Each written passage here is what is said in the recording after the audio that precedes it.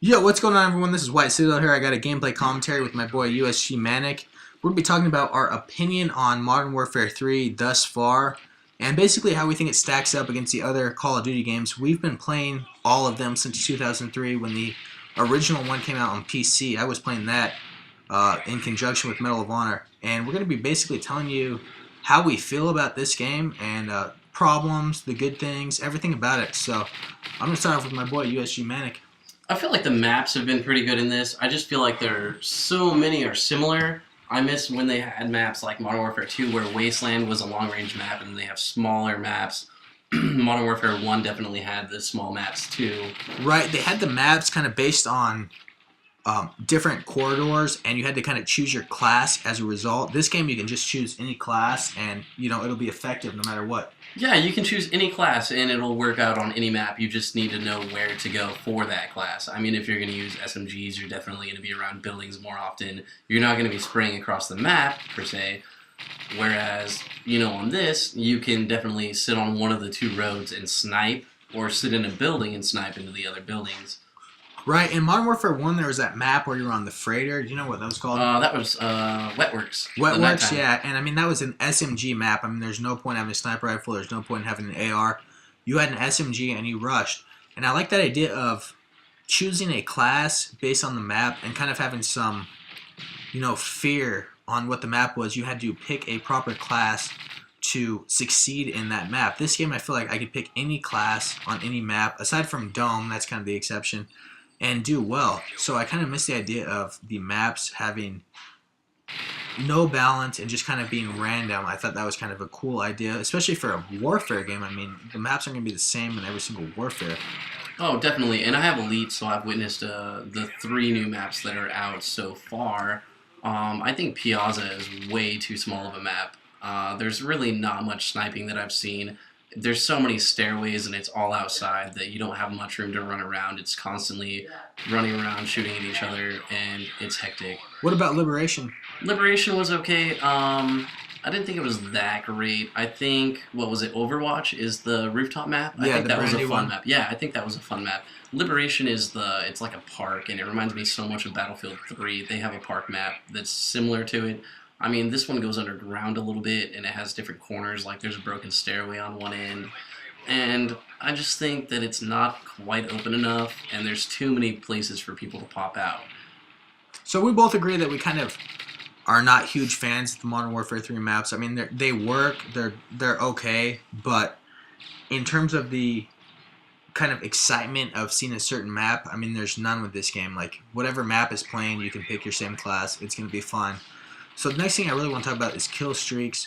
And in Call of Duty, I really enjoy the kill streaks aside from support class. I don't think that if someone sucks, they should be rewarded with a stealth bomber. I mean, what do you think about that? I think that that's a lot. I mean, I definitely don't think it's fair. Nobody should get an escort airdrop, a stealth bomber, anything like that from being able to die 17 times and still get an 18 kills. I think that it's not fair for them to get care packages. I definitely feel that care packages are completely random on the assault class if you get 4 kills. But if you're going to get an escort airdrop, you have a pretty good chance of getting something amazing. Like, almost guaranteed. Yeah, almost guaranteed you can get Juggernaut.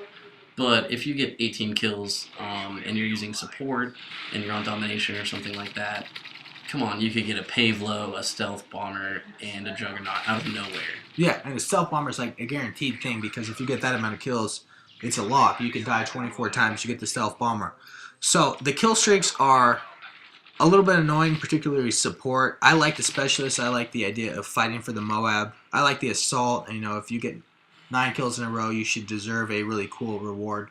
Definitely. Speaking of cool rewards, because we're on kill streaks right now, and we're talking about maps a second ago, I think that we should definitely get some more nighttime maps going that have, the nightlife like neon signs, streetlights, anything like that.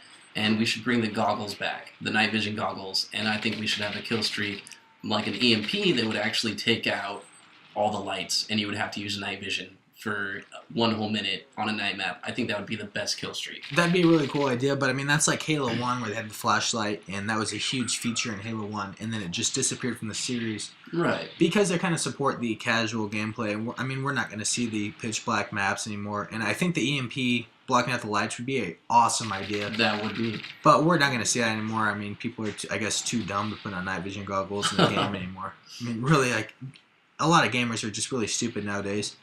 And complicating the game too much means it's not going to succeed really well, because the more casual, the more money. I mean, that's the general rule of thumb. That definitely has to do with our skill portion right now. I feel like this doesn't take quite as much skill because you're not switching your weapons around as much for maps, that you can pretty much run around using whatever, and as long as you can do what you want to do with that gun, then you're fine. And the camping has a lot to do with it. Right, and it's not like death streaks. They kind of reward the terrible players. They give you this advantage. If you suck, they're going to give you like a bonus for being terrible. And that is really the picture perfect example of Call of Duty kind of corresponding with the casual crowd. Like, oh, you're terrible? Oh, that's fine. We're going to give you Dead Man's Hand. We're going to give you Last Stand. And you had it on my mind. I'm definitely going to help you out because you're sucking so bad. You know, you're getting spawn camped, or you just don't know how to pull up your sights on your gun and you're trying to spray somebody across the map. Right. So we're just going to help you out by giving you revenge and letting you see where the enemy is. This is awesome. So my teammate gets him over here. Anyway, so yeah, I think we have come to agree that while Call of Duty really rewards the bad players, I think if you're a good player, it's not going to matter. I mean, the stealth bomber is really not going to hurt you too bad. And I think you're going to be able to beat the shitty players with death streaks and whatnot. So I think it's a really good game. And like I said, it really does give a chance to the shitty players. And good gamers are going to complain about that.